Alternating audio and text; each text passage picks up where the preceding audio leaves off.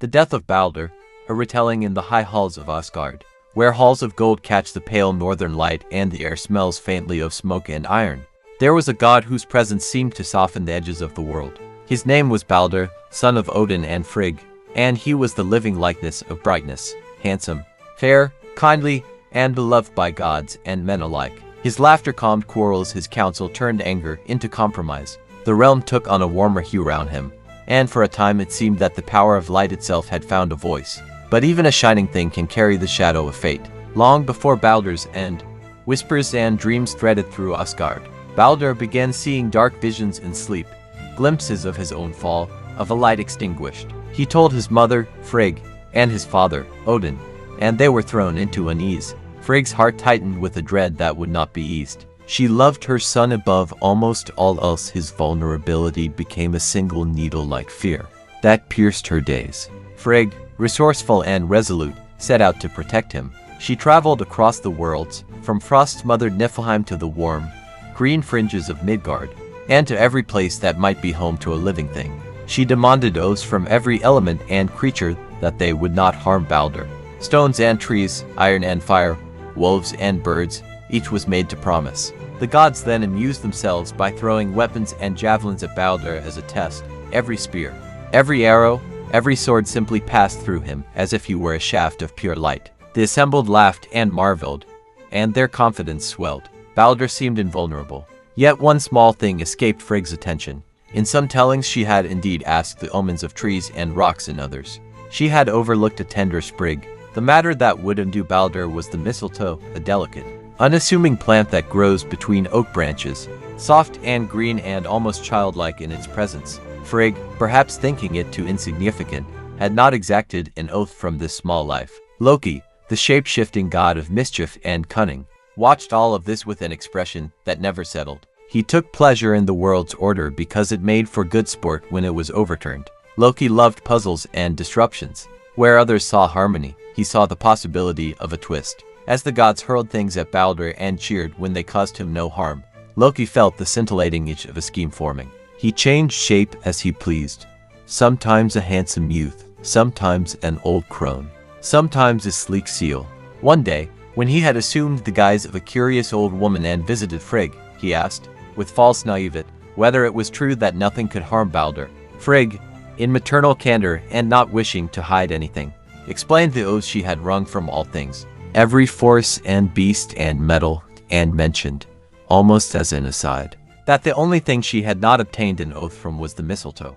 Loki's mind fixed on that single omission like a hawk on the shimmer of a fish. He left the hall shifting into another form and went to find the mistletoe. From the slender sprig he fashioned a dart, a tiny weapon that looked innocuous but carried fatal consequence, because it was made from what had not sworn to be harmless. He took it to the place of gathering where the gods were once again engaging in their game.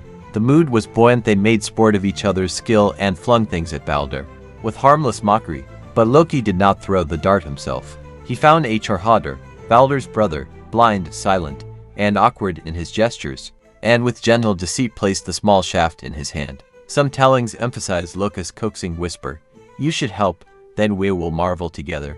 Others show him slipping the dart like a secret into the blind god's fingers, and guiding the motion of his arm. Unable to see the bright target, trusted his brothers, and the god beside him. When he threw, the mistletoe dart flew true and found the mark, Baldr's heart. The brightness that had always seemed immune collapsed.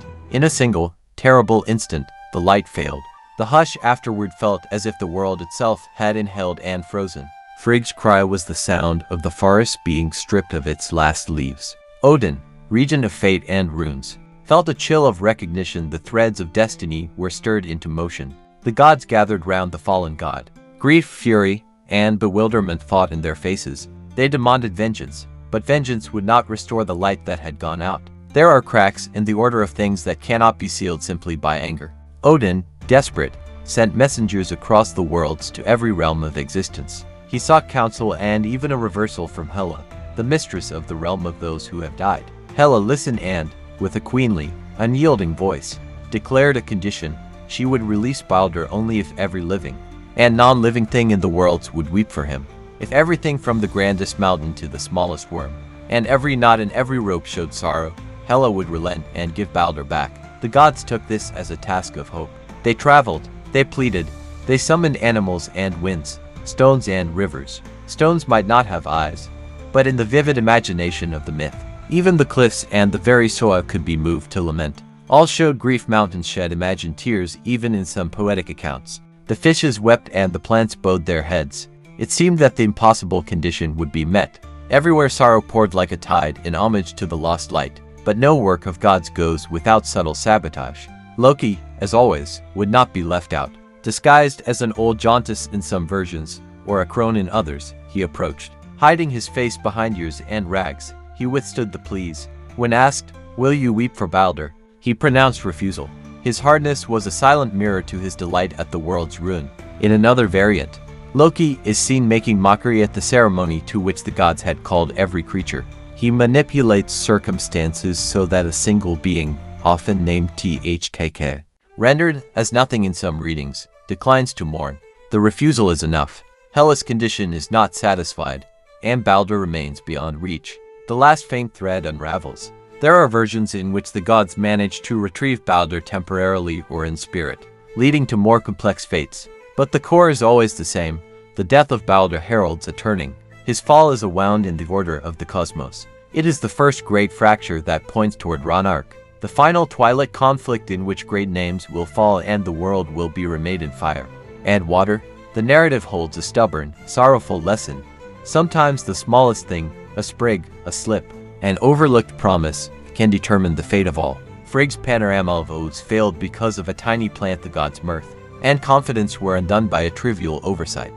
Loki's trickery, born of caprice and hunger for effect, shows how a single act of malice can have cosmic consequences. Hr, who in many retellings is a pawn, becomes the tragic instrument. His blindness is both literal and symbolic, a blindness to deceit, to motive, to the full terrible meaning of his action. In the aftermath, Asgard was changed. The gods buried Baldr with all honors. His ship was set aflame, mourners lamented, and the earth seemed for a time unlit by joy. Odin's grief is often portrayed as different from that of others. He, who knows the weave of fate and sometimes courts the darker truths, felt that an irreversible thread had been cut. To others, especially Frigg, the loss was a chasm. Her grief in some accounts hardens into a single, tragic vow that she would not be consoled until the world itself had been reshaped. But few consolations arrive in the way one expects. Scholars and storytellers have read Baldr's myth as more than a tale of personal tragedy. It is a meditation on inevitability and the precariousness of order. The gods, with all their power, are still bound by laws and prophecies they cannot easily outrun. The world is not a place where joy can be sustained on certainty alone. It is subject to small failures and to those who will exploit them. Baldr's light is exemplary of the human longing for goodness to be impervious. Yet the story insists that nothing of fragile perfection escapes the reach of fate or malice. There is also an echo of moral complexity in Loki's character. He is not merely a villain in the modern, black and white sense. He drives the myth forward because he refuses the complacency of a world that would let perfection go untested. His motives are incomprehensible: boredom, envy, a love of chaos, or perhaps a metaphysical role as the agent of necessary disruption. In myths, those who unsettle are often both necessary and dangerous. Their presence forces the other character into actions and revelations they might never have faced otherwise. Baldr's death becomes, in later cosmic sequence, a prelude to a larger unmaking and remaking. The sun and stars will be swallowed, the seas will surge, and the battles of Ragnarök will cleanse and recreate. Yet myths also hold seeds of rebirth. In some tellings, Baldr's death is not an absolute end. He returns, or his memory persists, as the seed of a future light in a renewed world. That double movement, decay and renewal, is the heartbeat of northern cosmology. The tale invites quiet reflection. It asks us to consider how fragile our safety nets really are, how often we assume completeness where we have overlooked a single thread, and how one act, whether born of ignorance or cunning, can redirect history. For audiences then and now, Baldr's story reads as a parable about attention, responsibility, and the unforeseen consequences of small choices. When you think of Baldr now, the bright god whose smile could still a quarrel, remember the pale sprig that made mischief of fate. Remember Frigg's desperate care and Loki's cunning. Remember his blind hand and the hush that followed. That silence was not merely absence, it was a summons to pay closer heed. to what we consider least significant. Myths endure because they give us images that refuse to leave the mind. A single shaft of mistletoe, a mother's grief, a god lying still beneath the wide sky. They ask us, in their old, slow way, to guard the promises we make and to look for the small things that might one day decide the outcome of everything. If you would like this retelling adapted into a narrated file, into shorter or longer forms, or converted into timed subtitles, tell me which format you prefer and I will prepare it.